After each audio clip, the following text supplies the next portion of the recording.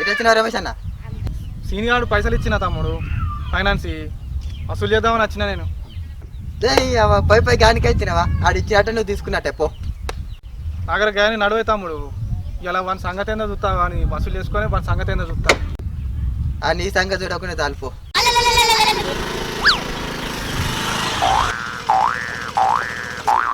ఏమైందిరా, ఫైనాన్స్ తీసుకున్నప్పుడు తీసుకున్నావు, ఇప్పుడు ఏమంటున్నావు? తింపుతాను ఏ అన్న బయట ఎందుకు ఇస్తుందా?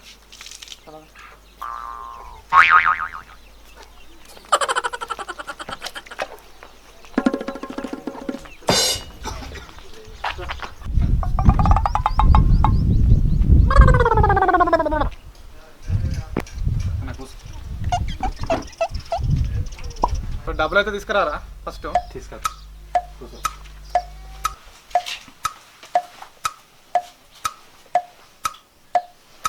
అన్న, నాకు టైంకు డబ్బులు ఇచ్చిండు నా ఇచ్చే కాబట్టి నేను కూడా టైంకి ఇయ్యలేకపోయినా.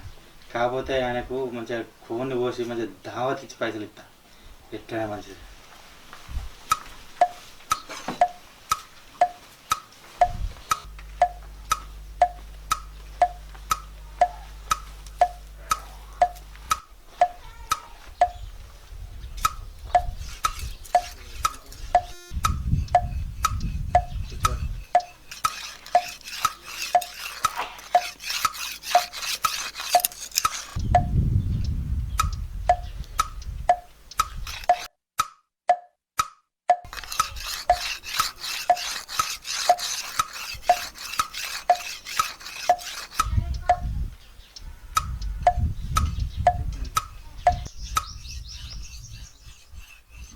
పైసలు వస్తాను కత్తి నూరుతాను, పైసలు ఇస్తా లేకపోతే కత్తి ఎట్లా ఉన్నది.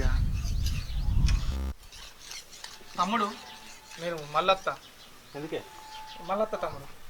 పైసలు నీ పైసలు ఎటు పోతే ఇస్తుందా అన్న? మళ్ళొస్తా తమ్ముడు. ఉన్నాయా పైసలు? మళ్ళొస్తాను. కత్తి ఎట్లా ఉన్నది, పైసలు అడుగుదామని వస్తే ప్రాణం దిగతట్టే ఉన్నది. నువ్వు అన్నట్టు అయింది కదా తమ్ముడు, నేను చెప్పలే.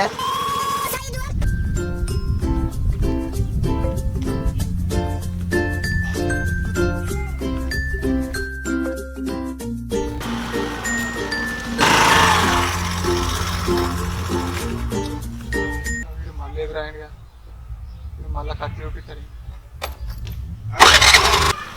రమేషా నువ్వు కత్తాను మరిపోతాను, నీ పైసలు నీకు ఇస్తుందా? ఉన్నదా? పైసలు ఇస్తాను తీసుకుపోతాను, కత్తి చూపిస్తాను, మళ్ళీ ఏమైనా చేస్తాను.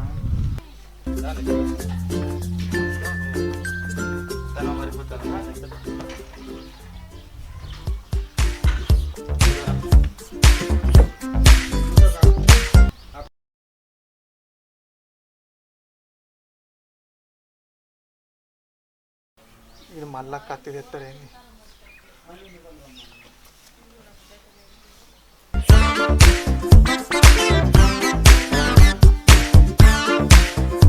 ఏమైందా కూర్చో, ఏమైందా?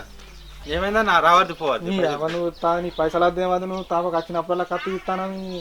ఓ అన్న మంచిగా నువ్వు ఆపద కండిచ్చినావు అన్న. నేను కోని కోసి దావత్ ఇచ్చి పైసలు ఇద్దామని నేను అనుకుంటే నువ్వు తాపకు రావద్దు పోవద్దు అంటే ఇటు కొన్ని కోసి దావత్ ఇద్దామా? కత్తి తీసేది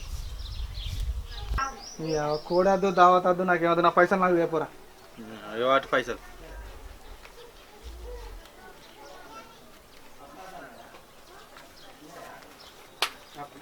మళ్ళీ డబ్బులు అవసరం ఉంటాయి అన్న. మా ఇస్తపో, ఇక నీకే ఇవ్వాలేపో.